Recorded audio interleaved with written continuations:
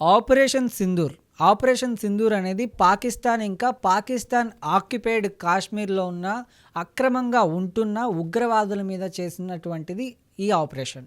ఇదొక time services operation. Indian navy and army కలిసి చేసినటువంటి ఆపరేషన్.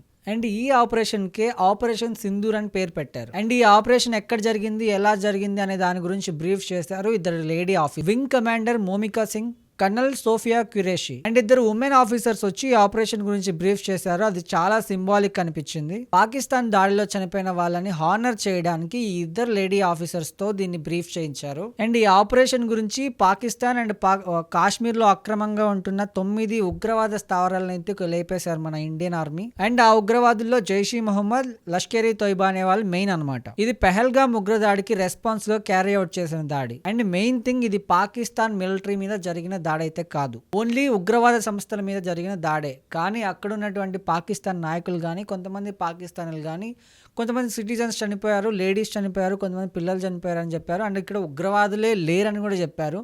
ఎంత కామెడీగా ఉందంటే, ఎందుకు ఉగ్రవాదులు లేరు అక్కడ?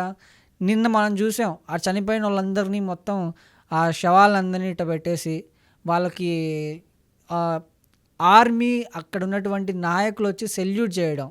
ఇంతకంటే ఉగ్రవాదులు ఉన్నారన్న ప్రూఫ్ ఇంకేం కావాలి చెప్పండి. సో దీనిపై మీ అభిప్రాయం ఏంటో కమెంట్ రూపంలో తెలియజేయండి.